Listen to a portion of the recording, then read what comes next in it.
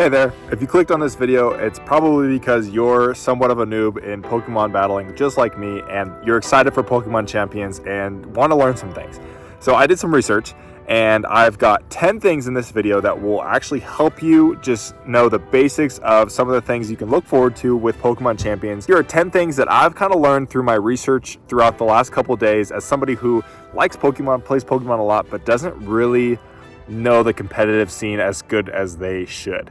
So first of all, first point, type matchups are still important. As much as people can have really good teams and really good Pokemon, if you're basic like me, type matchups are everything. Making sure you use a fire type move against grass type, electric against water, fairy against dragon. Learning the type charts are most likely, like me, just like printing out or finding the full type chart map on like online somewhere is going to be huge.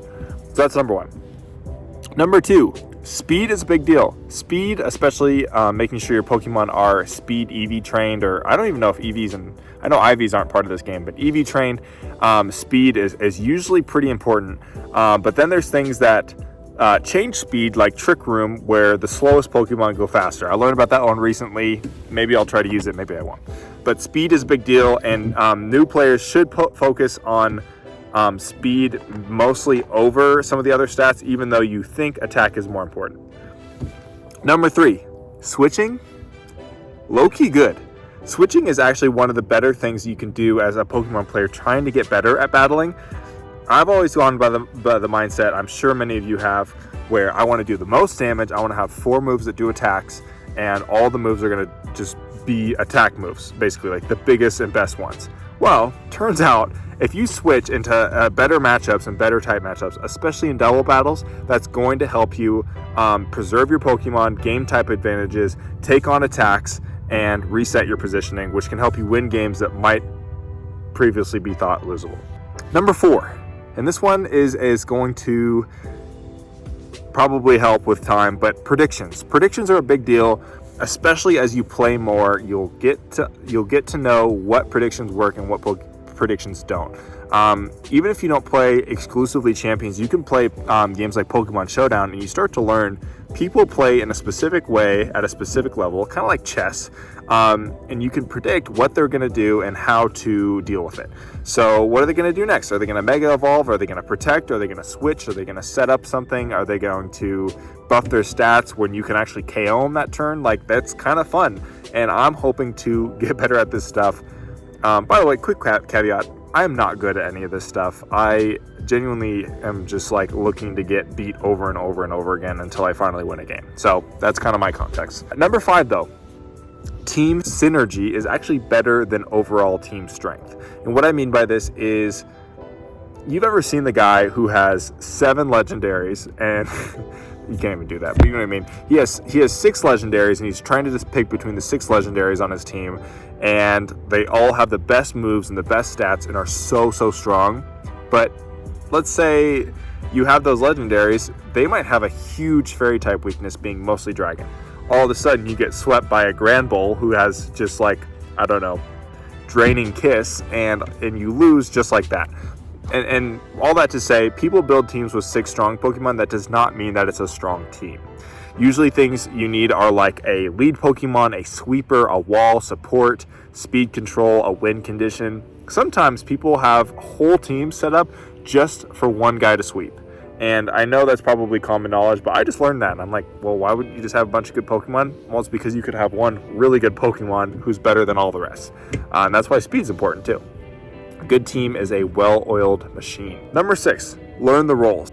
You're going to have a few different Pokemon doing a few different things. Some will be doing things like leading. Some will be like a tank.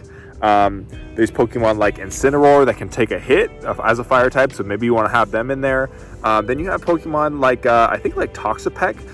Toxapex has like certain moves like poison spikes or whatever that garbage is, that are totally used for support that you wouldn't normally think are good, or like a Moongus that can totally set up more than you would ever dream of setting up.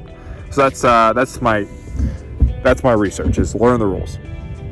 Number 7 is that double plays are very different from singles, and so the official format I'm sure there's a bunch of different ways to play, but double play is actually going to be all about doing two things at one time. And I'm sure that is very obvious, but this is huge because the official competitive format, you're always going to need to be like protecting your certain Pokemon, spreading the moves out, fake out pressure, having things totally swapping in and out, positioning, and it's a lot of predictions with which Pokemon's going to attack what, but that's a whole nother conversation.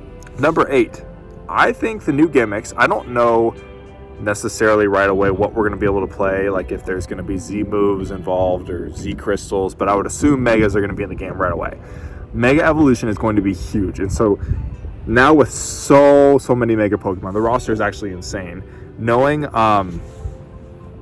what Megas to use at launch will be so much of a skill advantage. So like if you use Mega Scolipede and everyone's using Mega Scolipede and it sucks, probably don't use it. But if everybody's going Mega Charizard Y, and because it's doing so much damage, like maybe you start doing some of that. But I think what Megas you use in the official format will be probably one of the biggest things early game to get you some wins.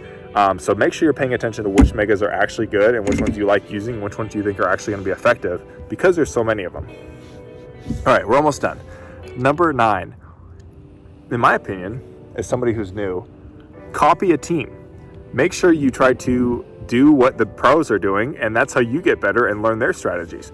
There's tons of YouTubers that make great content. Cybertron, VGC, I think Wolfie Glick, VGC, trying to copy their teams and understand what they're doing and the strategies they're doing will always help you. So when a popular team is doing really well and everybody's using Iron Treads, maybe you start using Iron Treads because it's probably pretty good, especially if it's got certain moves that are game-breaking or certain abilities. Because I know there's a few abilities right now, especially new ones.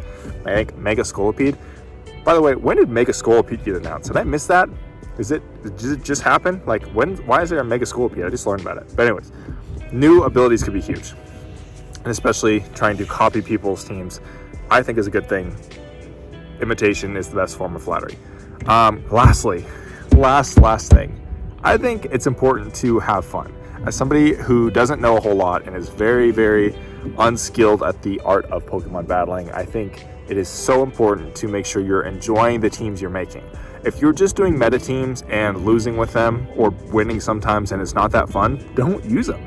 If you want to build your whole life on a Mega Audino sweep, I don't even know if that's a thing, I just made that up. Go for it, because I think there's nothing wrong with just trying to enjoy what is something that you're not very good at. And I think that's how you get better. And even if you don't get better, I think it is going to be fun. And maybe your name is Jay and you're going to make 50 YouTube videos on it because you can. So, by the way, a quick plug. If you've never seen my channel before, that makes sense because it's not very big. But I would encourage you to maybe look at some of my Champions videos if you're watching this before or after, I guess after these champion videos are uploaded, because I'm going to try to play. I've never really tried competitive Pokemon battling as much as I love Pokemon, and I've got some other Pokemon series in the works, so I hope that you enjoy this content. I'm going to try to make more of it. But yeah, last thing is have fun. In my mind, I want to use like a Ludicolo. I love Ludicolo.